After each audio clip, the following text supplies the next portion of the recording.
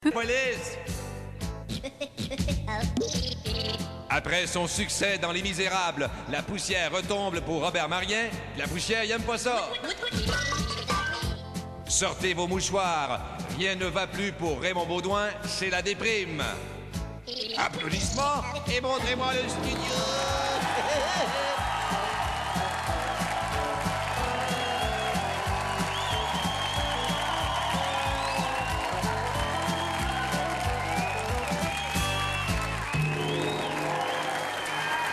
Bonsoir et bienvenue à une autre émission de Taquinons la planète.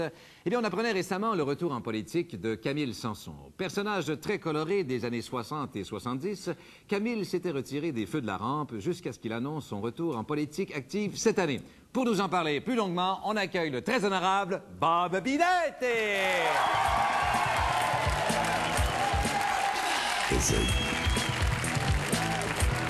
Bob Binet? Ben ça,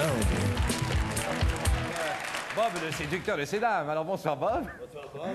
Alors, mon cher Bob, qu'est-ce que tu penses du retour en politique de Camille Sanson? Ah, Camille Sanson. Camille Sanson. Et tu pourrais t'en parler pendant des heures et des heures, mais il ne connaît pas. Voyons. Bob, tu connais pas Camille Sanson? Ben oui, je le connais. Mais non, mais tu connais sûrement des politiciens comme Brian Mulroney. Ben, tu pensais que tu venu ici de parler de sécurité. Tu vas sûrement connaître ceux qui sont chrétiens. Joe Clark? Edith Butler? Oui, lui, je le connais. Ben, Ah, ben au moins t'en connais un. Ben moi, laisse-moi te rafraîchir un peu et t'instruire avec ce reportage qu'on a trouvé dans les archives de Radio-Canada. C'était l'émission qui ressemblait un peu à la vie des gens riches et célèbres, mais c'est pas ça le nom, mais ça ressemble pas mal à ça. On regarde ça tout de suite. Fais rire, toi. Comment Camille Sanson vit-il la célébrité? Comment gère-t-il sa fortune? Comment partage-t-il son temps entre la gloire et sa famille? Vous le saurez ce soir à La vie des gens pas pire en moyen et assez connus, me semble.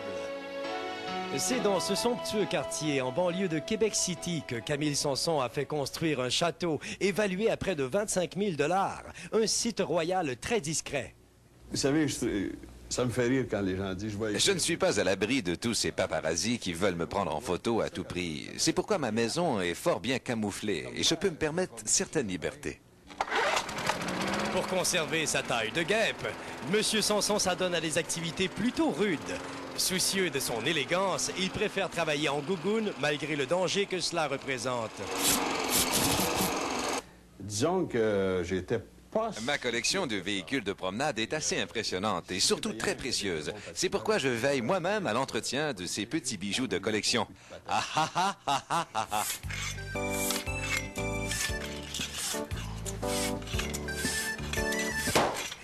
3 fois champion du célèbre Tour de France, Camille s'est fait construire sa propre piste cyclable surplombée de magnifiques résidences qui ont toute une toilette dans cave.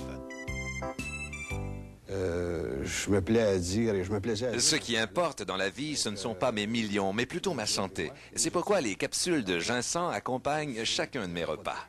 Ah, j'ai envie de toi, mon amour, viens ici. Oh! Non, Viens!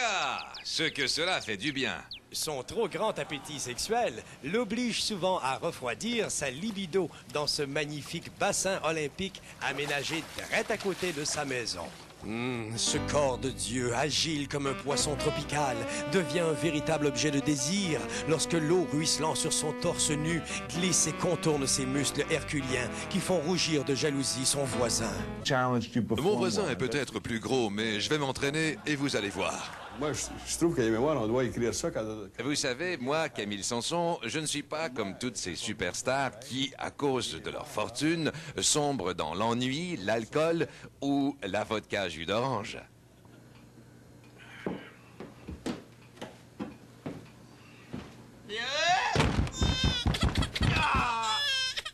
Artiste complet, le richissime Camille a toujours eu un faible pour l'architecture classique. Faudrait pas que les plans du nouveau forum me tombent dans les mains.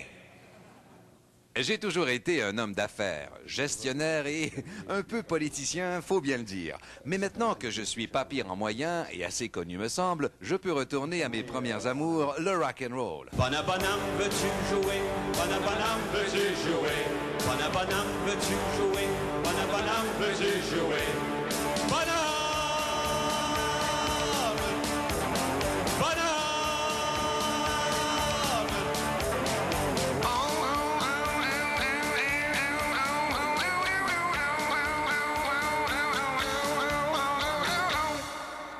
c'est déjà tout. La semaine prochaine, Céline Dion à La vie des gens riches et célèbres et qui nous tapent sur les nerfs. Merci, Robinette.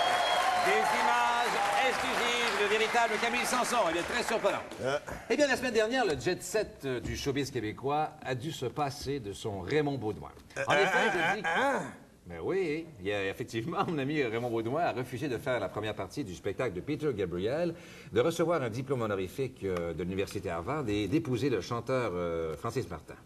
Calmement ça. Il saignait-tu du nez, quelque chose? Non, c'est parce que notre ami Raymond Baudouin file un mauvais coton ces temps-ci.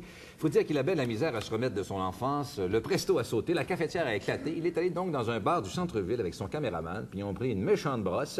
Peut-être vous allez trouver que ses propos sont incohérents, mais vous verrez qu'un Baudouin sous peut dévoiler des choses surprenantes. Je dis que la game est plate à soir. La game est bien ennuyeuse, la game. C'est pour ça qu'à soir, là, m'en faire des confidences à mon Kodak. Ça, les gars, c'est toutes mes photos Polaroid, ça, depuis que je suis né. Depuis que j'ai commencé mon métier de baudouinisme. Ça n'a pas de bon sens, ça. C'est pas Sonia Bédezra. Ben, tabarnouche de profil, hein, c'est bizarre. Ginette Renault, puis Jean Pilote.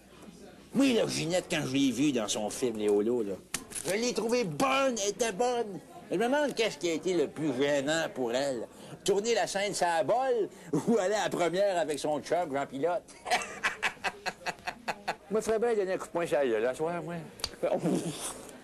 Ben, nous, Kodak, tu te réveilles? Allez, la tête. Tu te réveilles? Tu te réveilles, me dire. Ça va être le seul bec que je vais donner à soir. Du mime. Place au mime Baudouin. Un poisson.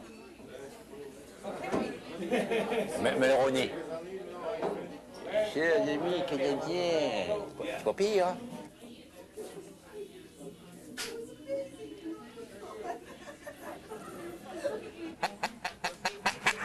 Tu te souviens-tu de la question que j'ai posée à Céline Dion? Hein? Cette question-là, elle n'a jamais passé en ordre. Mais cette question-là, je le jure, c'est vrai, je l'ai posée. J'ai dit, Céline, you English with American Music Award. You English with Johnny Carson. You English with Arsenio Hall. But, do you French Ron Angelil? Non. Là, mon Renan Génil met sa main devant mon Kodak. Il me dit, ça, c'est pas de l'humour humoristique. Il commence à me tordre par les sentiments, puis me dire, ça, il m'a fait promettre de jamais passer cette entrevue-là en ondes. Sauf que j'ai jamais promis que j'en parlerai pas. Un soir de relâche. Merci beaucoup, Raymond. Restez avec nous après la pause. Le misérable Robert Marien nous parle de propreté. Reste avec nous.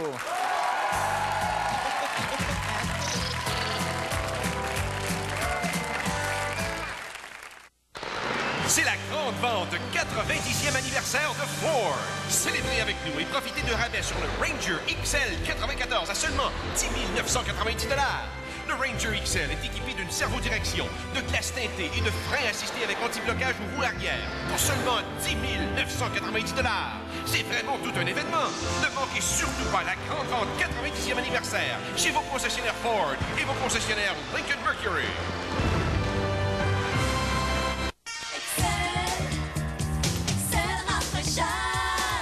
Excel, une sensation de fraîcheur unique qui vivifie votre haleine longtemps.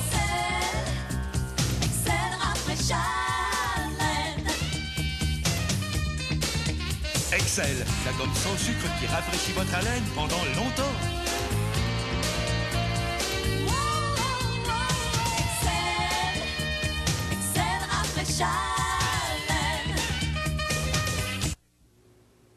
Que répond Camille Sanson aux gens qui l'accusent d'avoir piqué le look Roger Moka? J'ai le droit, comme c'est mon privilège, puis comme j'ai pas le choix de porter un dentier, Monsieur le Président. Véronique n'avait jamais vu son François pleurer.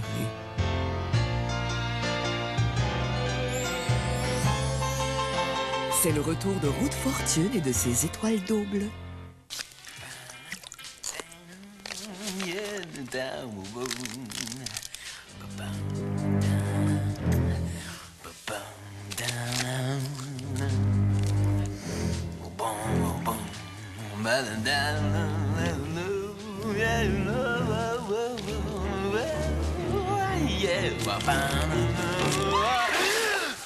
Crispy Crunch. N'attendez pas qu'on vous en offre. Hey, rends-moi ma Crispy Crunch! Ces jours-ci, surveillez bien votre journal.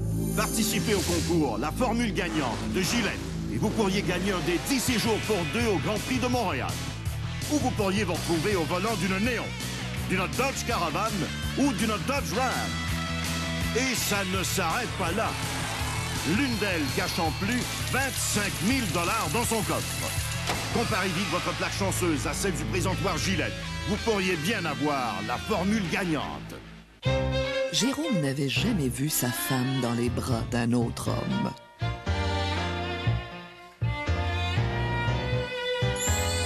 Route Fortune est de retour. Faites tourner la chance.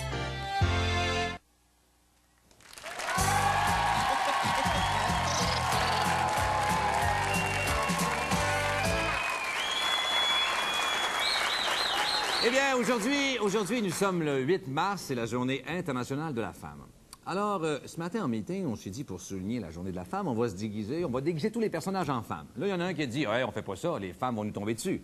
Je me suis dit, OK, d'abord, on va asseoir ma mère juste à côté de moi, puis on va la faire tricoter durant l'émission. Elle aime ça, tricoter, ça serait cute, tu sais, ma mère, elle tricote. Mais non, les femmes vont dire, non, hey, ça, c'est sexiste, là. OK, d'abord, on va y faire de la soudure. Et on dit, non, pas de la soudure. Hey, d'un coup, qu'elle flambe en pleine émission, qu'est-ce que le monde va dire?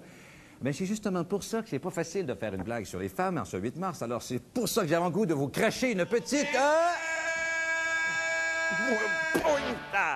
Non, en humour, quand tu fais une joke sur les femmes, il faut que tu y penses 2 fois. Mais pas le genre de joke, là. Tu sais quoi la différence entre une femme et une pompe à l'eau? Non, plus civilisé, là. Tu sais, me semble, une joke sur les femmes, avant de la dire, là, il faut vraiment que tu te revires, tu la revires de tous les bords. Comment ça va passer en ondes? Comment ça va être perçu? Le monde va-tu prendre ça mal? Il faut vraiment que tu prennes du recul, tu descendes quasiment jusqu'en Amérique du Sud pour compter ta joke, après ça, tu remontes, là, t'as dit.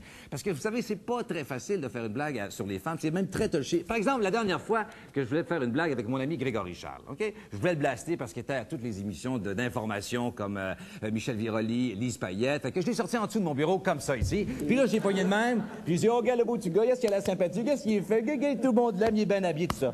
Fait qu'imaginez si j'avais voulu faire la même chose, je sais pas moi, avec une femme. Tu sais, comme, bon, comment? Une femme ici, là. Une femme comme ça ici, là. Je sais pas moi, Marjo, hein? Là, le monde aurait dit, hey, une femme à 4 pattes en dessous du bureau, c'est pas correct, ça, c'est humiliant. Imaginez si j'aurais voulu faire les mêmes minouchages à Marjo. Le monde aurait dit, hey, ça se fait pas, ça. Ben oui, ça se fait, gars. Gars, c'est en forme, la petite Marjo, gars, c'est une bonne humeur, elle aime ça, hein? Puis, Marjo, ça t'écœure-tu, ça, hein? C'est mauvaise haleine en maudit, par exemple.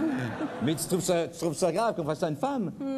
Mais il faut la trouver. Ben, c'est Marjo. Et Grégory, mesdames, messieurs, merci beaucoup. Ça va bien? Ça va bien? Oui.